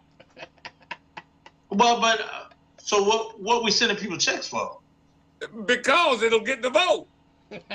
Oh, but that's called electioneering. I don't think we want to go down that ride. Man, Now if you that's have us what all got over. We got to find a that's reason. what But has he's the just young saying folks that if we could, pro-Trump. and I'm not saying right or wrong. What I'm saying is that there are things that we should fight for, and I absolutely do think that there's things that we need to share truth on. Going back and trying to explain to them that that check and all that money they got from Trump that wasn't really from Trump would be a wasted conversation That's because they correct. spent I it agree. and they're not listening. I agree So wholeheartedly. what Don't should try be to the conversation? discredit that. Can I Just interject? I play just their want to game. say, I just want to say that right now, with the Republican held House, there wouldn't be a You're check. right. I know. I The agree. Republican House could barely elect a speaker. The Republican House can barely keep a job done. But That check came from the leadership of Nancy Pelosi and a Democratic House. but So if that's where that came from. but Because Trump was over the Treasury, that's why he got to sign a name on it. if their constituents are pro-check, doggone it, they will be. They'll vote it. And most of their constituents need that check. Believe you me. Okay. Okay, Maybe we get the Congress to pass an inflation infusion so that everybody gets a random credit, or $1,200. I want my reparations. Well, yes, That may be I not don't voting, disagree but with you. okay. I don't disagree with you, but So something unique that California did actually right when I moved here was California sent every resident a check due to the high gas prices that was really in California. So that was after the whole, in California, they had a whole recall election that didn't go through, but they actually did an inflation check to every resident in California. Again, I had already moved here, so I wasn't getting a check, but for every taxpayer in California, they did get a check sent to them. But there was a lot, and that's something that we're not going to get from DeSantis. Also during COVID, while DeSantis was sitting on COVID money, what they were doing in California is for every single school child you had in school, they basically sent you a WIC card. You didn't have to fill out any forms. You didn't have to fill out anything. I got, I want to say, over $250 per child that I had in school, registered to school, to go and buy groceries. And they sent that to everybody. You didn't have to do anything. DeSantis sat on that money, on that COVID money, and used it how he wanted to use it. He didn't do a darn thing to help the people. So that's the Republican plan. You know what though? I think that you that is what matters. We talk all this stuff about checks and we play light about that, but I think the real issue is for everyday people is the bread and butter issues that they can see what this administration is doing for them. If they don't, Absolutely. they can say you pass the infrastructure plan that might build a bridge, but how that helping me directly? It might help me There when you I cross go. the road, but what is it doing for me? And I think Trump is telling them that bull crap that he can do something for them. They believe that he can do something for them, and I believe that that's what we ought to be doing is let the folks know with the bread and butter issue how they can feel the impact of this administration on an Where the rubber hits the road, everyday brother. basis. That's right. Yeah. That's right. What's So Vernon, tangible? Uh-huh. I have a question. So does that mean that you want us to tell the story, the lie that he tells them? Because his part is all lies. Well, we're not counteracting Because no lie. before you said maybe We're out not when counteracting them. we're not counteracting no lie. Every That's lie right. every lie that he tell is go unchallenged. It's the truth for them. Nobody ever try to correct the lies. And so if I tell you a lie, Jill, and nobody ever say it's a lie, then it's the truth. Yeah, I agree. That's right. I would disagree. I think people have been loud calling it out, calling it a lie. But where are you hearing that in our media here? What do you mean? I think that's the problem. I think many people have called out the lies. Many leaders have called out the lies. The Democratic Party has called out the lies over and over and over They again. can't keep up. And our and the media here has muted it. They can't keep up. This guy lies so in succession, man, that by the time you done answer one, they kept him told 5, 6 more lies. Well, I used to think that it would take somebody from their camp to say he's lying. Cohen did. That would kind of dispel it out. But we're seeing that these people are saying, over on his side, are saying, this man is lying to you all. And the response to them saying he's lying is, you're a traitor. You're selling out. You just want to look out. You're taking a deal. They give every excuse to give this man grace upon the lies that he is feeding them. And when hit with the truth, they rationalize it as something else. And that's the part that I don't understand. Like, at what point do you I truly believe that Donald Trump himself could say, I was lying to y'all. I'm just lying. And they're gonna say, nah, you're just trying to say that because the media is telling you don't want to go to jail. You don't want to get caught. We're gonna say okay, but we know that you're telling a lie right now, so you can go back to telling the truth. Like, they literally say everything under the sun to keep from acknowledging the fact that they are Boo-Boo the Fool. Like, you have become Boo-Boo the Fool. I don't know how else to say it. Derek, he went on record with Bob Woodward and said that I know I was lying when I said that COVID was a hoax. They don't care, man. It's the dawn, and that's the only thing that matters. Whatever he can tell you he's lying. It doesn't matter, man, to them. Again. And sometimes in life, people want to believe something, like you're the core of you, and this is what I believe, is that they want to hear so badly what he's saying that they believe it. Right. They want that way of life. They want to be able to say and do and treat people the way he does and say whatever you want to say and act like we're nothing and everybody basically is nothing and they're the elites and therefore for that to happen, everything he says is true. Well, and Vernon, I would say to you, the Democratic Party, I'm gonna speak on behalf of the little bit of part I can speak on behalf. There's nothing we will never be able to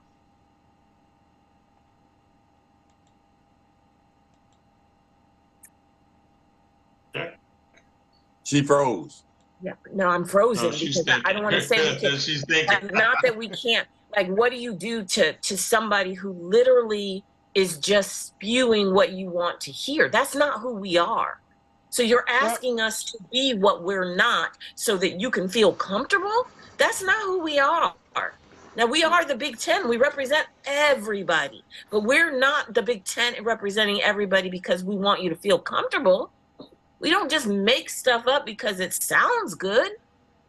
We actually believe what we say. We actually have thoughts and processes behind it. We actually want things to work. We actually believe that we want a better place for all of us. He does not. He just use it because it sounds good. I would expound upon that and say, and I can't. I don't want to be him. I don't want to tell you what you want to hear so that you can feel better and you can live in your la-la world. Trump not going to be this. Jill's not going to be that way. Well, Jill, you got to understand.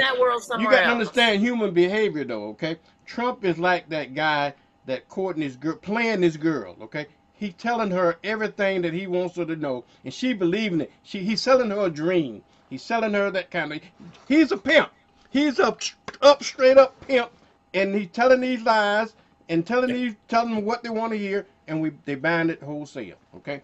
They did, and remember, I just want to go ahead. I just want to say, I want to expound on what you just said, because it's not only that we believe what we're saying, because I think they believe what this fool is saying. Right. We have a practical way of getting to what we're saying, what we're advocating, what we're trying to do. There's a way his stuff is just completely outlandish. outward. It doesn't even exist. There's no practical, there's no merit, there's no benefit, there's no outlandish. It's outlandish and ludicrous. That's the only way it's that way. So not only do we believe what we're saying and we have a belief in, we actually know it works and we can get there. We just need you all to follow the steps with us. So why can't we get them to follow those steps? And Everything's so logical. Why can't we get them to follow it then? It means to me it's obvious. To me, I would follow it. But those folks that follow Trump don't believe that stuff. So how do you change that? Right. Because it takes time, it takes work. It's not, I mean, it might be logical, but that doesn't mean it's easy. And it's not, I mean, Derek just said it's all laid up, but it's not all laid up. I mean, there's a plan, there's a process, but we don't have the direct line. It's going to be zigzag because it takes work. Yeah. He has this beautiful line that goes like this. It's crazy. You just automatically begin to just take off and run, and then you fly, and then you're just up in the air, and you're like Tinkerbell, and you just go wherever, and then you come back whenever you want. Tinkerbell. That's the way he has it. Hilarious. We don't have that process. That's He's not what hilarious. He's hilarious.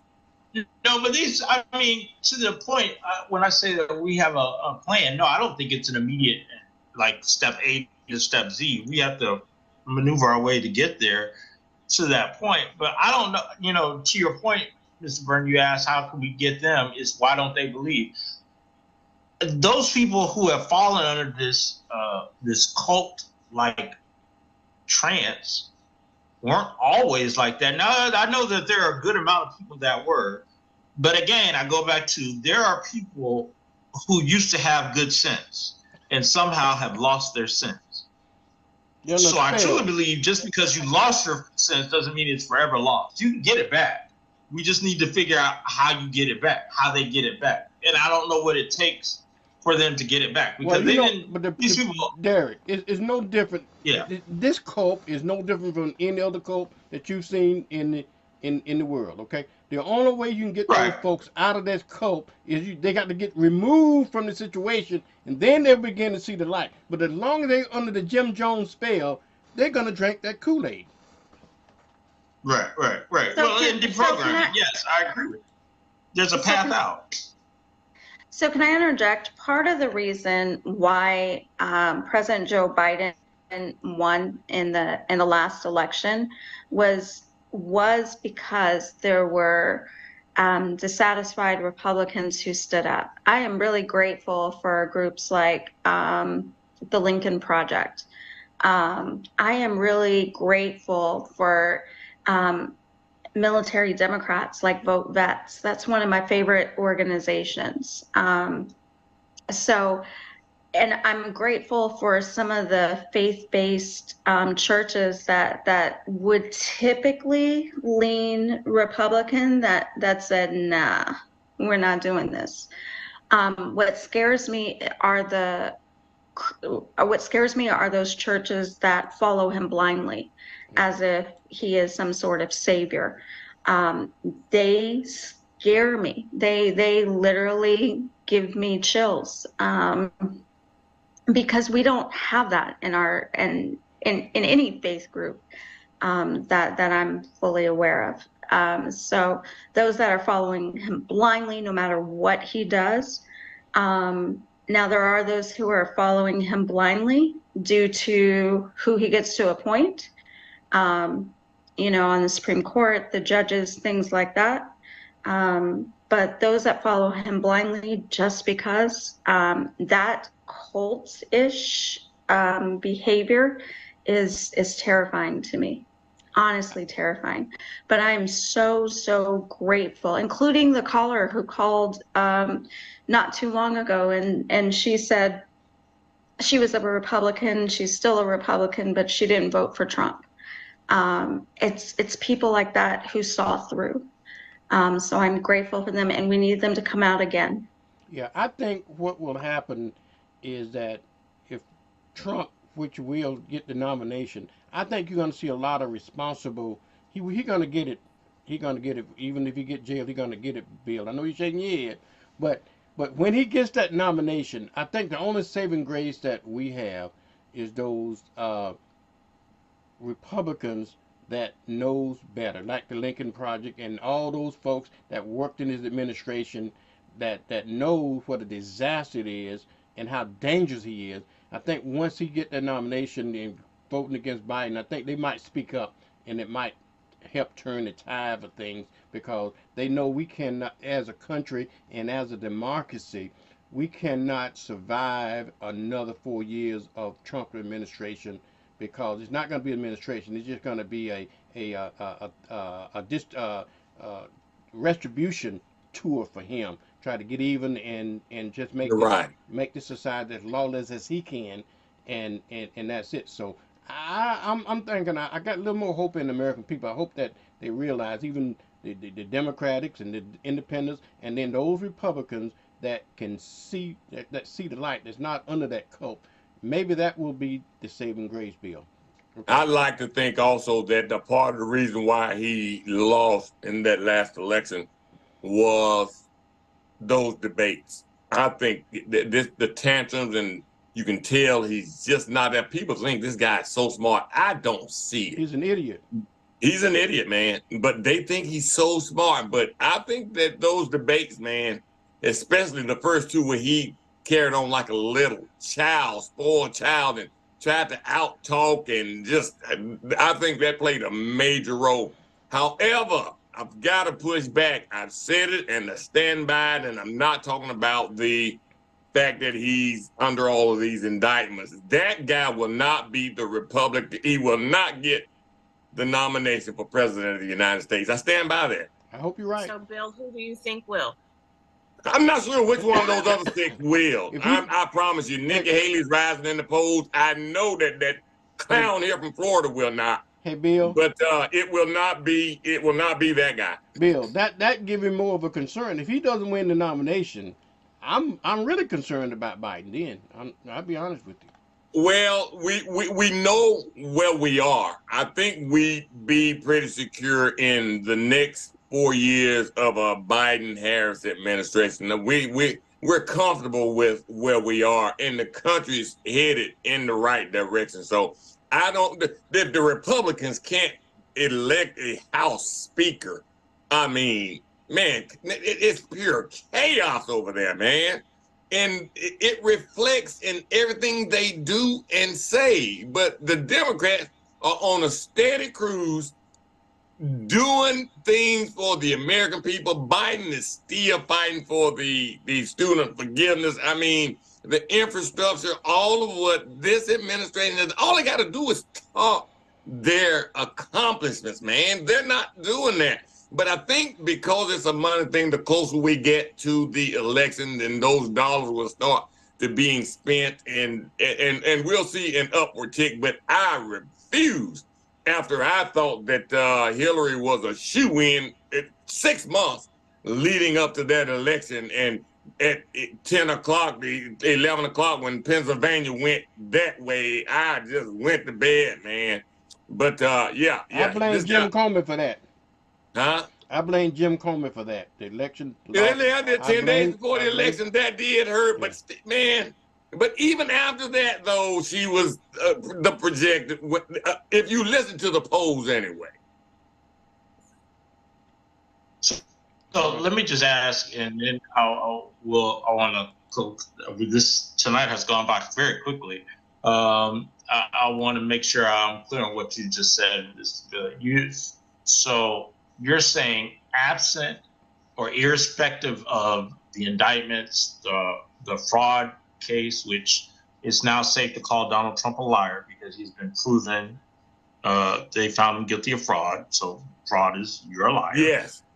Absent all of that stuff, you do not believe that the American people who vote Republican will choose him to be the Republican candidate for the president of the United States? No, not what I'm saying. I'm saying that this guy will not gracefully, but he'll bow out before the nominee, before the convention, all that. He's going to bow out, man. You mark my word. He's not going to be the nominee. No way. Wait a So minute. we're gonna mark our words on Mark my 8:01 word. Central Time on November So 5th, you do realize, Bill, that the most that, egotistical man and in this is the United right, and States is going to this is bow true, out. that Yeah. he wrote his concession speech for Hillary because Yes. he knew he was losing. He knew he lost. He knows he lost. Not knew. He knows. No, I mean, he knew that's what he did. But he took his presidency for 4 years and walked in it. And you believe that when he is the nominee, that he's going to graciously. No. He's not going to get the nominee. He's going to do some kind of heroic. He's not going to get the nominee. How so, Bill? He's gonna What are bow you out. basing that on, Bill? His plate is just too full, man. It's too much. And he's gonna say, "I'm just too He's full gonna- and too busy. I have too He's much going legal to stuff bow going out on of at the this next time, election. He's going to and I'm bow going out. to graciously give it to somebody else, He's not going to be the nominee. I stand on it. All right. but So not you- because the people, because of himself." He's not going to be the nominee. Just watch. So wait, so you're All of saying, y'all gonna so eat crow. you're saying that he is going to withdraw his.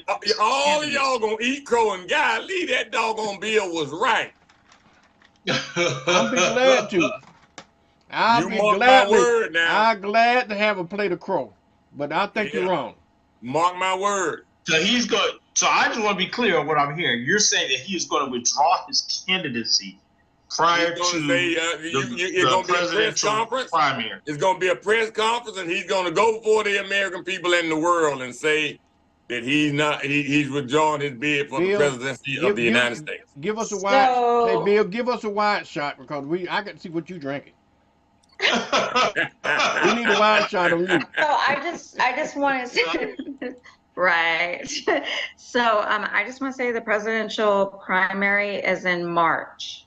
So you're saying within the next 4 months. Yes, He's I stand by going to that. withdraw. Mm-hmm. Yeah, Okay. I do. Watch. Okay, so when he does that, since you can see the future, who's he gonna endorse? It depends. It depends on who the front runner is at the time. It will not be Nikki the Haley? sanctimonious or the fascist, as Jerry calls him. It will not be him.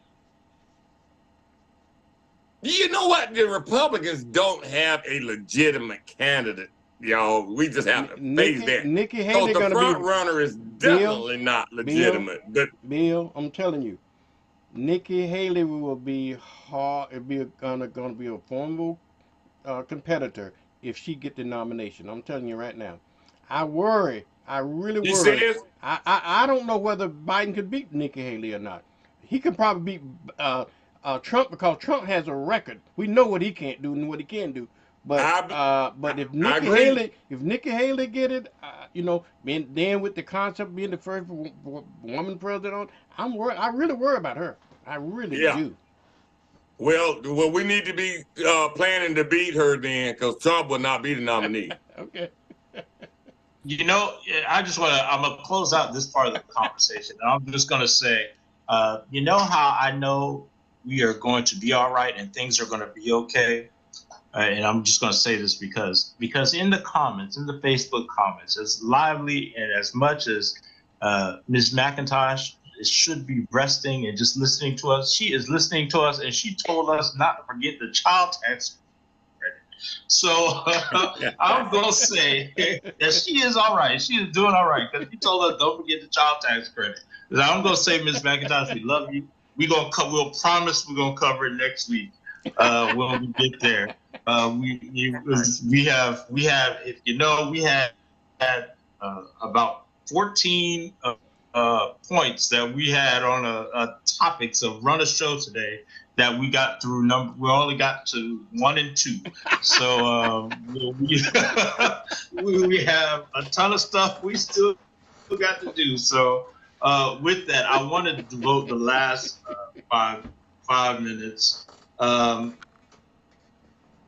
by just reiterating a couple of things. And I'm going to give it back to Mr. Watson just to tell us again what's going on for the Veterans Day parade and where it's going to be and how they can tune in or participate if they want to do so. Give it to him at 9 o'clock so he can run over.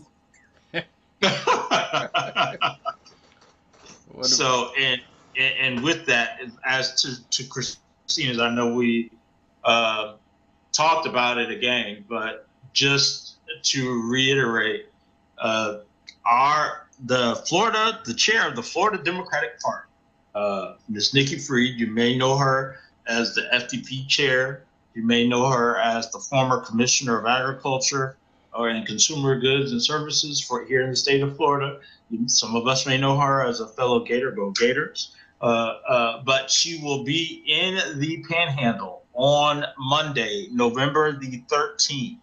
If you have two options. You can go to the one in Santa Rosa County, which will take place at 11 a.m. at the Tiger Point Community Center. Yeah.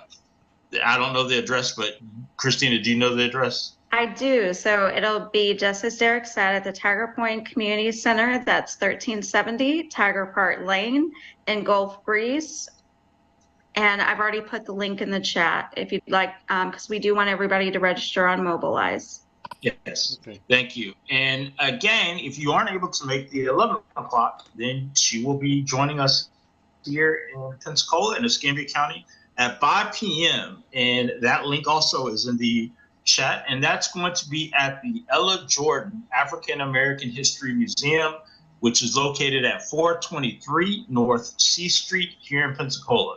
And again, that's at 5 o'clock p.m. So you can come to one or the other, or if you just really have some stuff you want to share, come to both. And Mr. Vernon, the Veterans Day Parade starts at what time on Saturday? Where do they see? It starts at 10 a.m. on Saturday morning. They can come downtown, or they can look at it on television, Channel 12, Blab TV. We're going to play it again all Saturday night and continue throughout the month of November, so that everybody get an opportunity to see it. And you tell the Democratic Party for their benefit, they ought to put a little money in their budget for folks like Nikki Fried to come in town, because you're only going to get a few people at the event. Folks, put money in so we can broadcast it live and then play it back many times or other. But it costs money. Right. They need to put a little money in the budget. I ain't all that expensive, but tell them to think about that so they can get smarter. We can work something out. I would love to have you come out to the Ella Jordan so you can broadcast, and we can work that out on our end. Okay. We'll touch base on that. Well, I'm thinking, and in the future, what we're gonna do all this stuff. I got a television station. Yeah. We can reach a lot of folks, more than we can directly in person. You know what I'm saying? So let's use it for our greater benefits. Yeah, absolutely. Thank you for that. And with that, we have 1 minute. So I want to say again, we thank you for tuning in to our voices. I hope you found today's show entertaining and educational, more importantly. And we look forward to seeing you next week. And on behalf of the McIntoshes and the rest of the panelists, we will say good night. We thank you. And to the McIntoshes, we love you. You're in our thoughts and prayers, and we will see you next Sunday. Thanks for tuning in, everybody. Good night, everybody. Good night.